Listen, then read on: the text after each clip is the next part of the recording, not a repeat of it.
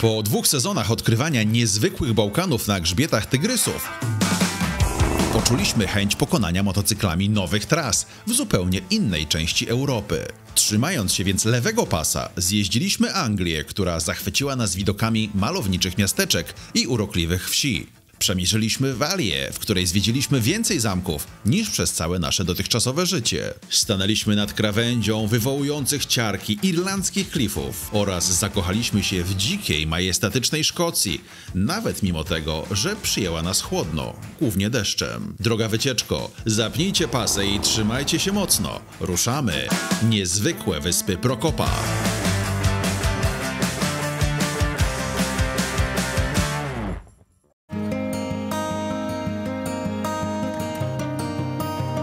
To był początek, 1902 rok. To właśnie wtedy powstała marka, która powoduje, że chce nam się podróżować po świecie.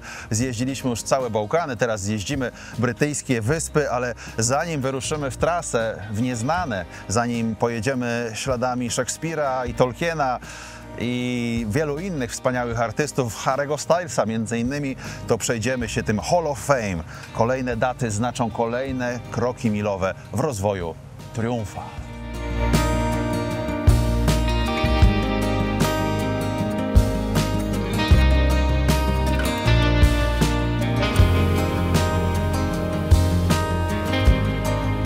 Uśmiecham się pod nosem, bo to pradziadek naszego Tigera, też Tiger, tylko nie 1200, a 500 pojemność silnika, aczkolwiek model zwany Tiger 90, maszyna z 1937 roku, wyprodukowana tuż przed wojną. No i można powiedzieć, że w tamtych czasach też była narzędziem do podbijania świata i zdobywania terytoriów niedostępnych dla zwykłych, lękliwych śmiertelników. Tylko dla tych, którzy mieli to, co trzeba. Wiecie, o czym mówię. Chodzi o odwagę oczywiście.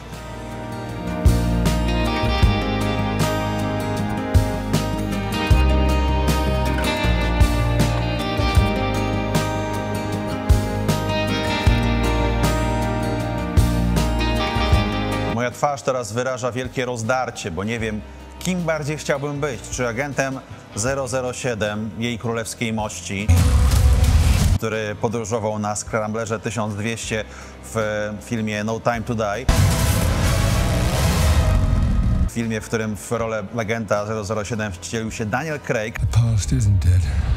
Aczkolwiek to nie on ujeżdżał ten motocykl w kluczowych kaskaderskich scenach, tylko Paul Edmondson. Natomiast ten sprzęt pochodzi już z Mission Impossible 2. Jest co prawda motocyklem, który podoba mi się nieco mniej, bo to Speed Triple, który wygląda dość kontrowersyjnie, ale za to Tom Cruise, który też grał agenta, jeździł tym sam, jako fan motoryzacji, jako fan motocykli. Sam uciekał przed złoczyńcami, nawet ślady tego pościgu i skutecznej ucieczki widoczne są na tym oryginalnym egzemplarzu, który wystąpił w filmie. Więc jakbym miał wybierać, to chyba jednak wolałbym film, w którym jeżdżę sam. Aczkolwiek Scrambler 1200 podoba mi się bardziej. To już nie wiem.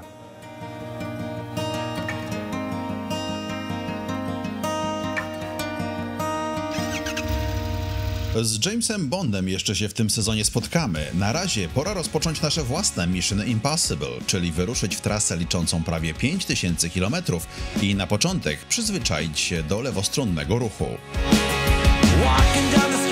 Dziwnie się jeździ po lewej stronie, cały czas jednak cię ciągnie ku prawicy.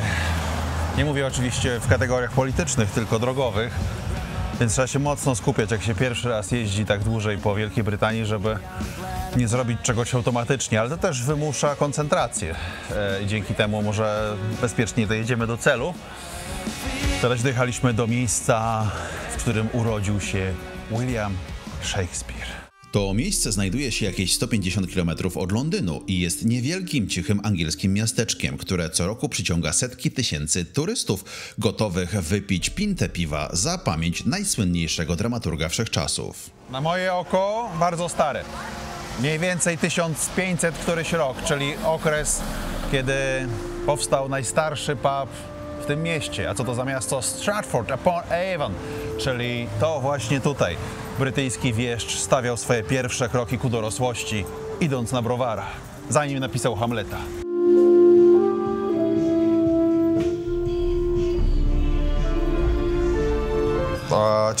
Mam pytanie. Słyszałem, że to miejsce jest nawiedzone, że widywane są tutaj duchy.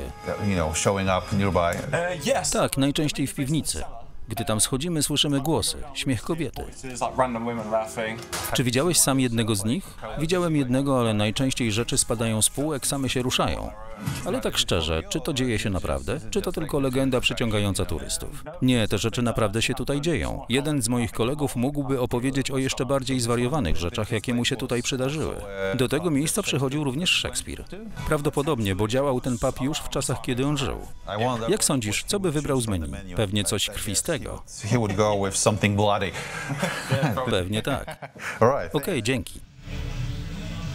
Powiedz mi, mordo, taką rzecz, jakbym mógł tak zapytać, ale tak szczerze. Być albo nie być? Być. Być i jeść. Atmosfera w szekspirowskim pubie faktycznie jest nieco złowieszcza. Zwłaszcza, że oprócz nas nie ma w nim żywego ducha.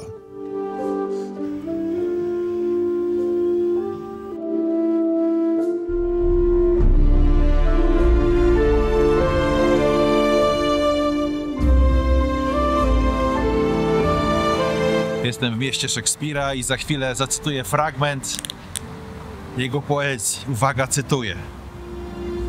Palec mię świerzbi, a to dowodzi, że jakiś potwór tu nadchodzi. Otwórzcie otwór, niech wnijdzie potwór. Na szczęście jedynymi potworami, które będziemy musieli okiełznać, będą nasze tygrysy, którymi podswałujemy do kolejnego miasteczka, niczym z baśni o krasnoludkach.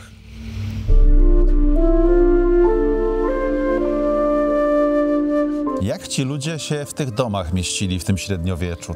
XIV-XV wiek musieli mieć tak mniej więcej po 1,20 m, 1,30 m wzrostu. No w każdym razie miasteczko przeurocze. Castle Combe, jedna z najpiękniejszych brytyjskich wioseczek, tak urocza, że zachwycił się nią nawet sam Steven Spielberg, który nakręcił tutaj sceny swojego czasu wojny.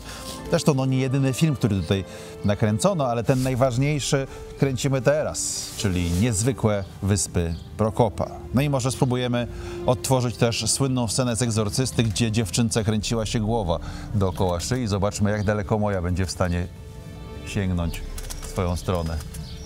No już jestem prawie jak sowa.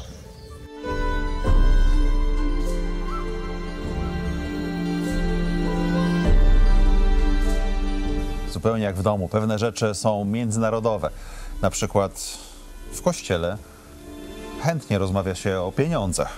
Jak widać, informują nas tutaj, że w 2025 roku muszą na dach zebrać 300 000 funtów. Więc można się dołożyć za pomocą wrzutni pieniężnej.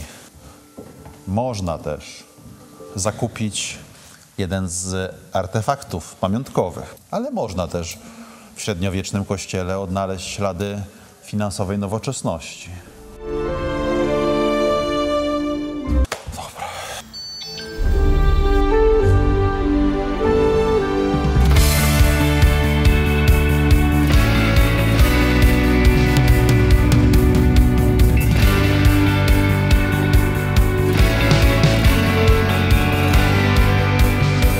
Na razie tyle, jeśli chodzi o Anglię. Następny przystanek czeka nas już za granicą z Walią, gdzie spędzimy pierwszy nocleg w tej podróży, pokonując po drodze słynny most na rzece Severn, łączący oba kraje.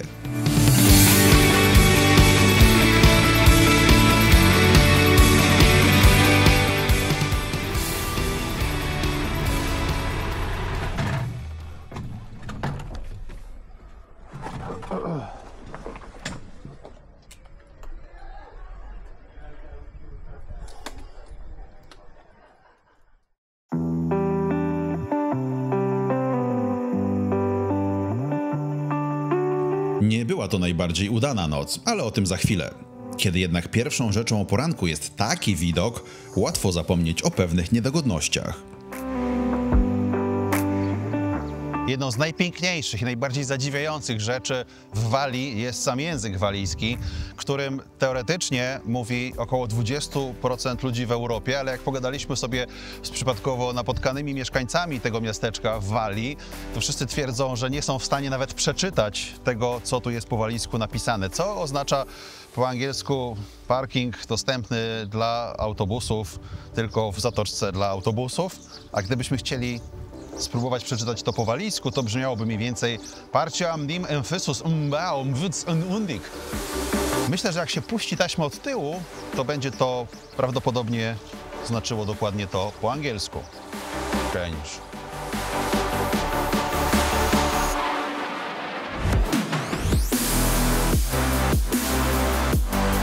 No niestety człowiek, który ma ponad 2 metry wzrostu, patrzcie na załączony obrazek, będzie miał pecha, bo w Walii, w ogóle w Wielkiej Brytanii z trudem znajdzie łóżko dla siebie. Na pewno pod 13, gdzie próbowano mnie położyć, tego łóżka nie było. Dopiero po godzinie poszukiwań udało mi się względnie wyciągnąć wzdłużnie i zregenerować, po to, żeby ruszyć na podbój Walii. Królestwa, w którym ludzkość mówi dziwnym, trudnym do wypowiedzenia językiem.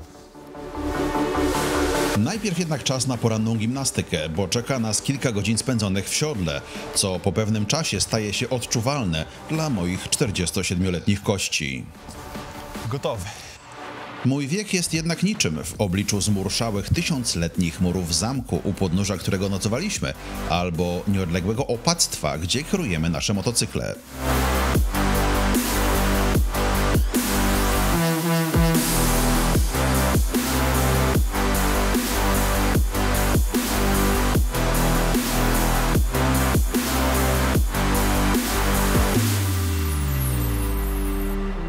Nie wiemy, czy średniowieczni mnisi lubili lody, ale wiemy, że my lubimy, więc zwiedzanie będzie musiało chwilę poczekać.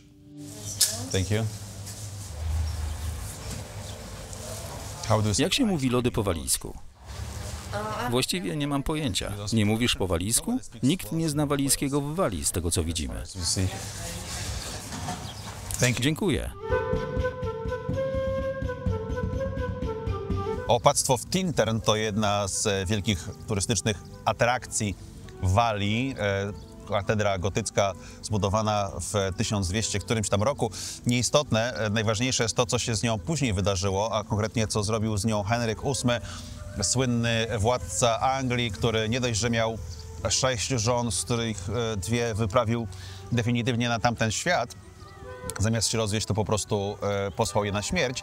To też był władcą słynnym z tego, że rozwiązał relacje pomiędzy państwem a kościołem. Rozwiązał je w ten sposób, że po prostu pozabierał różnym opactwom, klasztorom wszystkie ich dobra i kosztowności. Część schował do królewskiego skarbczyka, a część rozdał różnym możnowładcom, wzmacniając swoją władzę w terenie.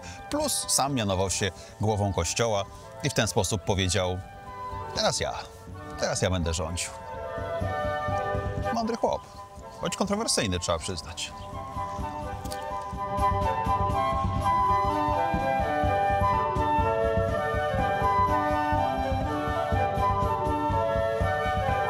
No i ten Henryk VIII, rozumiesz, on zrobił coś takiego, że pozabierał z tego opactwa wszystkie okna, wszystkie elementy dekoracyjne.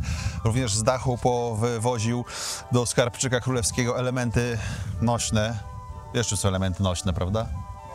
To jest jak mama plecak nosi mi do szkoły. Tak, właśnie, dokładnie to. No i dzisiaj przez to, że tych wszystkich elementów zabrakło, bardzo szybko to miejsce zaczęło niszczeć, popadać w ruinę. No i dzisiaj, żeby to odrestaurować, potrzebne jest co? Batony owsiane. Coś w tym rodzaju, tak.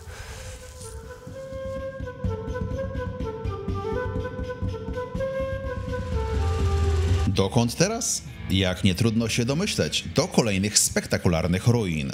Chociaż słowo ruiny może być nieco mylące, bo budowla, którą za chwilę zobaczymy, jest w lepszym stanie i ma bardziej sensowne rozwiązania niż wiele konstrukcji stworzonych przez współczesnych deweloperów. Walia słynie m.in. z tego, że jest krajem o największym zagęszczeniu zamków na milę kwadratową. Na stosunkowo niewielkiej powierzchni znajduje się ich aż 600. A oto jeden z nich, Raglan Castle, słynny średniowieczny zamek, który charakteryzuje się m.in. tym, że oprócz swojej warownej funkcji, oprócz tego, że był istotną średniowieczną fortyfikacją, był też wymyślony jako wygodna, luksusowa hacienda dla jego twórcy. Ktoś wpadł na pomysł, że przecież obronność nie wyklucza odrobiny komfortu. Czyli przekładając na język motoryzacji, był to taki Range Rover, czyli coś, co wjedzie wszędzie, ale jednocześnie ma pluszowe siedzonka i miło resoruje.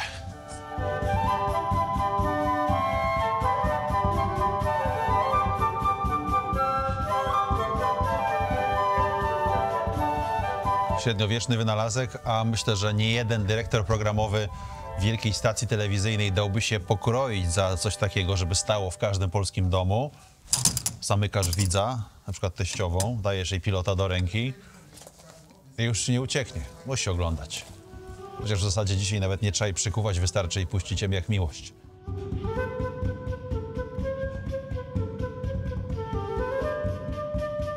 No, trzeba przyznać, że naprawdę robi to wrażenie. Niesamowite miejsce. Nic dziwnego, że Tolkien zakochał się w walijskich i szkockich zamczyskach i jak się na nie napatrzył, to potem napisał te wszystkie swoje niesamowite historie. To zapładnia wyobraźnię. Ależ to było niesamowicie sprytnie wymyślone i zaprojektowane.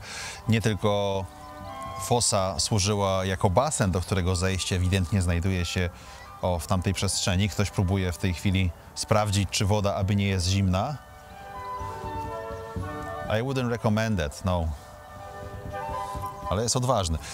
A po drugie, wewnętrzny dziedziniec warowny służył też jako ogród, jako spacerniak. No powiem wam, że średniowiecze średniowieczem, ale mieli dobre pomysły.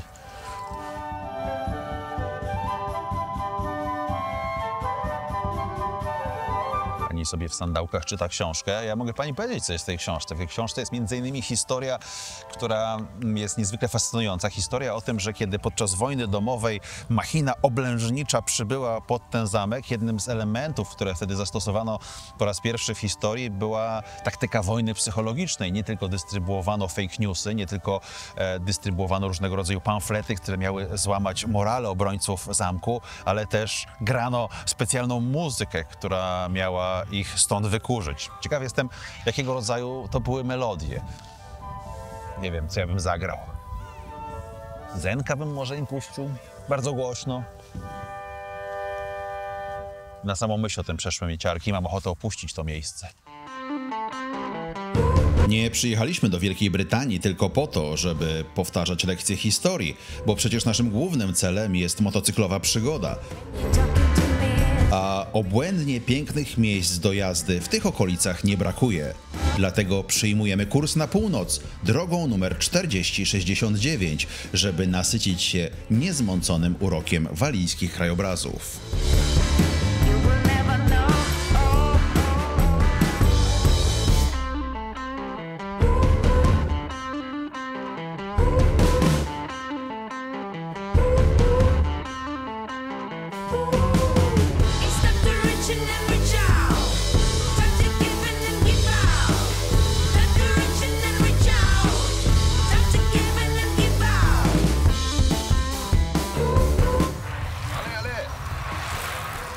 Dla niepoznaki krzyczałem do nich po francusku, żeby nie wiedzieli, skąd jesteśmy. Jesteśmy tu incognito.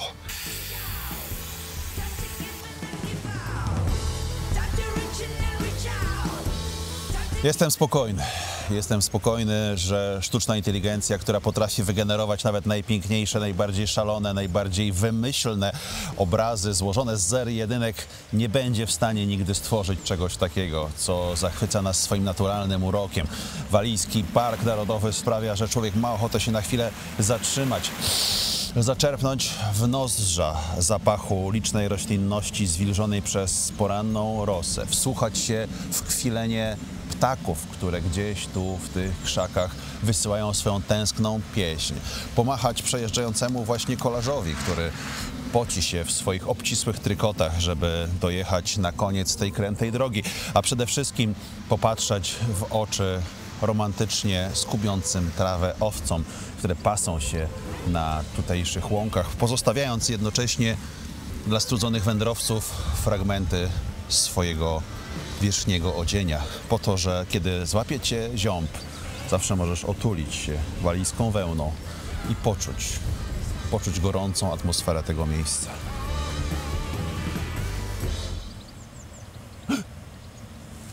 Cofnęliśmy się w czasie.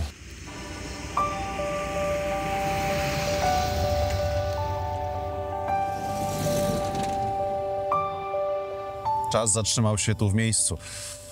Czujemy się, jakbyśmy byli w roku 1919 i właśnie jakiś walijski książę pojechał na objazd swoich włości, a za nim jego padawan na dwukołowym rumaku. I jeszcze jeden. I jeszcze służba. I jeszcze kucharz. A ja mam tylko bebka.